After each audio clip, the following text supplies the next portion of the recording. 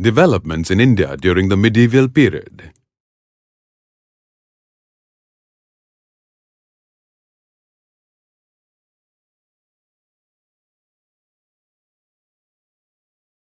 In this module, you will learn about the developments in India during the medieval period. India's foreign trade had slowed down in the 8th and the 9th century AD. But after the 10th century, India's external trade revived. The establishment of the Arab Empire led to increase in trade relations with India. India's fabrics, incense, and spices were in great demand with the Arab traders.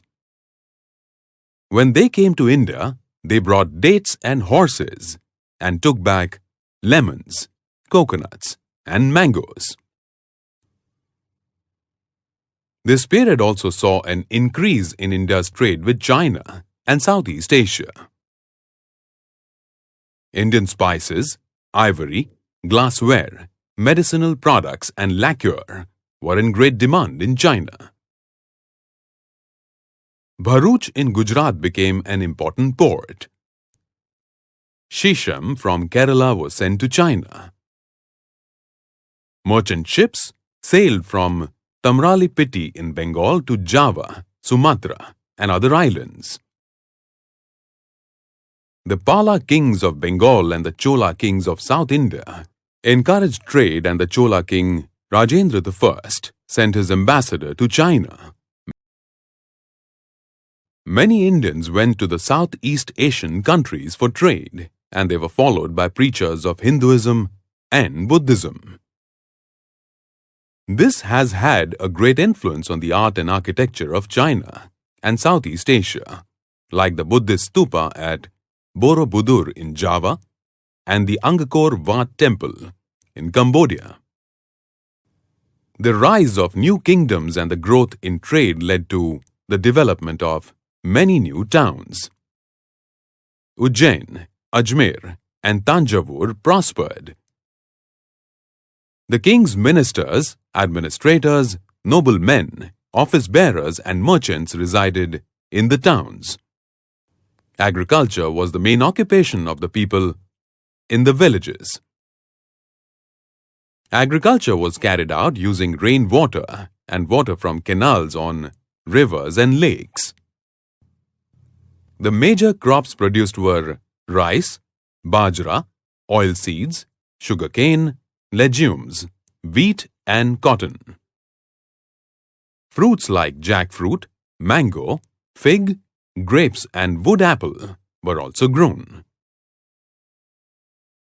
Apart from agriculture, there were metal industries working with iron, silver, gold, and copper. The jaggery industry was important in Kolhapur and Yavatmal. Warangal in the present state of Telangana was famous for fine cloth, and Paithan in Maharashtra for its Paithani sari. At the local level, the barter system was used for trading.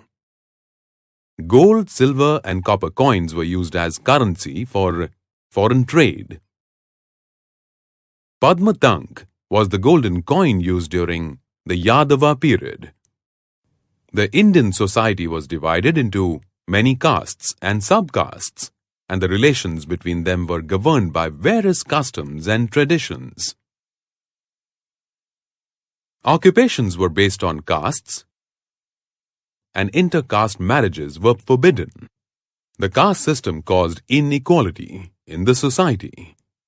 The society was patriarchal, and although their role in the family was important, the status of women was subordinate.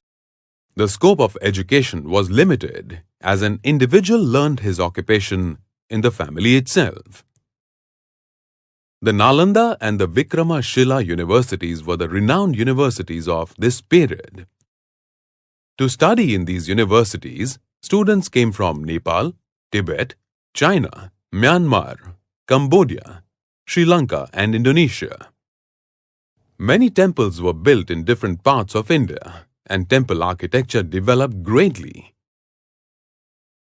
The typical features of temple architecture of this period are beautiful sculptures, high domes, delicate carvings, gopuras, extensive courtyards, and grandeur of construction. An unparalleled example of carving are the cave sculptures at Ellora in Maharashtra, the Brihadeshwar temple at Thanjavur, the Lingaraj temple at Bhuvaneshwar, the Jagannath temple at Puri, the Sun temple at Konark, and the Kandarya Mahadev temple at Khajuraho are renowned for their sculptures.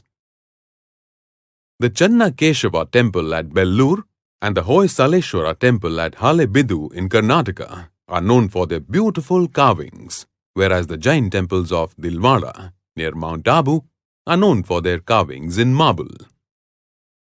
Temples and other places of worship had special importance in the social life of this period. Fairs were held here on festivals, arts like vocal and instrumental music, dance, sculpture and architecture were taught in the temples. The temples and arts flourished together, and these temples also led to the development of the towns around them. Towns like Nashik, Kashi, Paitan, Kanchipuram, Madurai and Tirupati became well-known places of pilgrimage. A painting of a very small size which is used to illustrate manuscripts is called a miniature painting. Miniature paintings were encouraged by the Pala kings in Bengal. Many Buddhist and Jain works of this era are also decorated with miniature paintings. Many works on different subjects were produced in this period, in Sanskrit as well as regional languages like Tamil, Telugu, and Kannada. During this period, Jayadeva composed the poetical work Gita Govind about devotion to Krishna. Kalhan wrote Raja Tarangini, which is a narration of the history of Kashmir. The great mathematician Bhaskaracharya wrote the treatise Siddhanta Shiromani. Adikavi Pampa wrote the epics Adi Purana and Pampa Bharata in Kannada. Kamban wrote the epic Ramayana in Tamil. The Marathi poet Mukund Raj was one of the earliest Marathi literary figures who wrote Vivek Sindhu in the OV verse form. Let us now recap all the important points that we have covered in this module on the developments in India during the medieval period.